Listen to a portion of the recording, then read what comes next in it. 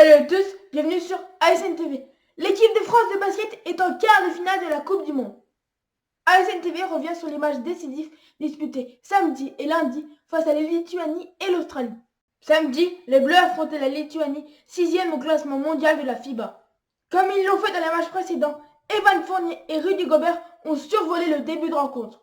Le premier en attaque et le second en défense. Les Bleus ont pris l'avantage d'entrée de jeu. Ils menaient 26-14 à la fin du premier quart-temps. Ils ont ensuite géré leur avance, ils menaient 50-40 à la pause. Après la mi-temps, la France enchaîne et compte jusqu'à 17 points d'avance à la 25e minute, 59-42. Mais les Lituaniens ne lâchent rien et provoquent de nombreuses fautes. Ils grignotent petit à petit leur retard et repassent devant, 72-70 à 2 minutes 45 de la fin du match. La classe de Nando De Colo et la solidité de Rudy Gobert en défense permettent aux Français de sortir du piège lituanien.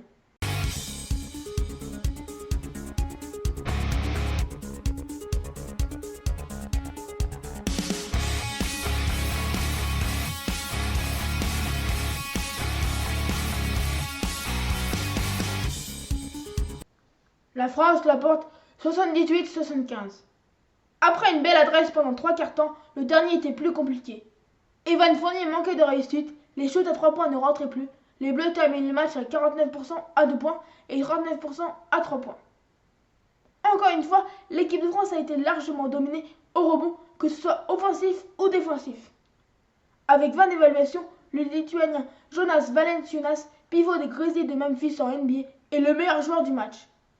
Viennent ensuite les Français De Colo et Gobert, avec respectivement 18 et 15 d'évaluation.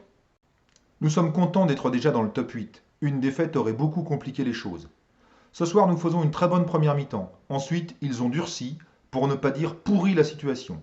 Et nous avons été sanctionnés, sans nous désunir. On s'est mis à rater des tirs que nous ne rations pas auparavant.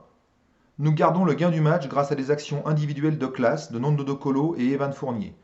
Et défensivement, Nicolas Batum a éteint Grigonis qui pouvait être le facteur X. Le prochain match est toujours le plus dur, et ce sera le cas contre l'Australie. Hier lundi, les Bleus affrontaient l'Australie. Les deux équipes étaient déjà qualifiées pour les quarts de finale. Mais l'enjeu du match était énorme. Le vainqueur évitera les États-Unis au prochain tour. L'Australie n'est pas une équipe comme les autres. Elle est candidate au podium et a même battu les États-Unis en match de préparation. Emmenée par un grand Evan Fournier, l'équipe de France a été excellente en attaque. Mais à la fin de sa force numéro 1, la défense. Les Bleus ont bien démarré le match et mené d'1 point à la fin du premier quart-temps, 24-23. Mais les Australiens, brillants en attaque, eux aussi, revenaient dans le deuxième quart-temps. Égalité parfaite à la mi-temps, 46-46.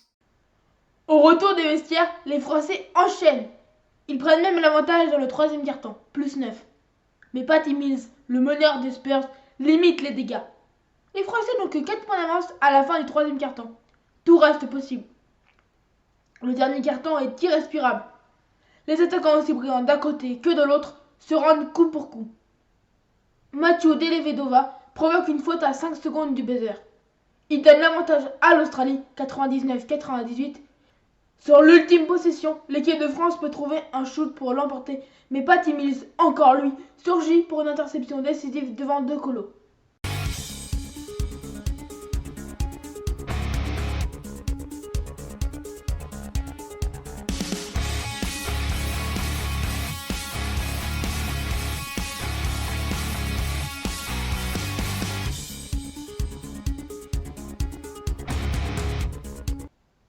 L'Australie s'impose 100-98. C'est la première défaite de l'équipe de France dans cette Coupe du Monde. Les attaquants étaient à la fête. 62% de réussite à 2 points, 41% à 3 points et 89% au lancer franc. En revanche, les Australiens ont marqué 13 paniers à 3 points, soit 48% de réussite, alors que les Français n'en ont marqué que 7. Les deux équipes ont fait jeu égal au rebond. Le meilleur joueur du match est Evan Fournier avec 28 d'évaluation et 31 points, son record en sélection. Viennent ensuite l'Australien Aaron Baines, pivot des Suns de Phoenix, à 26 d'évaluation et Nando De Colo à 25. C'est un crève-cœur, parce que nous avons fait un match incroyable. Au-delà de ce que je pouvais espérer sur le plan offensif. En défense, en première mi-temps, nous avons été un peu bercés par la douce musique de l'attaque, au détriment de quelques stops. Ensuite, nous avons rectifié le tir, mais c'est devenu fou. 2 bonnes défenses ont été mises ce soir en difficulté. J'ai félicité mes joueurs pour ce très grand match. Pour des spectateurs neutres, ça devait être sympa, le plus grand du tournoi. Je leur ai demandé de ne pas baisser la tête dans le vestiaire. Nous avons un quart de finale contre la plus forte équipe de la compétition. Mais jusqu'à preuve du contraire, nous sommes en vie. On va tout donner pour réussir l'impossible exploit. La défaite est minime, mais les conséquences sont immenses. L'équipe de France se déplacera au sud de la Chine, à Dongguan, pour défier les maîtres du basket, les États-Unis. Aujourd'hui, mardi, se déroulent les 2 premiers quarts de finale. L'Argentine affronte la Serbie à Dongguan, l'Espagne rencontre la Pologne à Shanghai. La Serbie et l'Espagne font figure de favoris. Demain, mercredi, se dérouleront les 2 derniers quarts de finale. La France rencontrera l'ogre américain à Dongguan. Les Australiens retrouveront la République tchèque à Shanghai. Les Australiens devraient se qualifier pour les demi-finales. La tâche sera très compliquée pour les Bleus qui n'ont jamais battu les États-Unis en compétition. Rendez-vous sur ASN TV pour le débriefing des quarts de finale. Allez les Bleus, vive le basket sur ASN!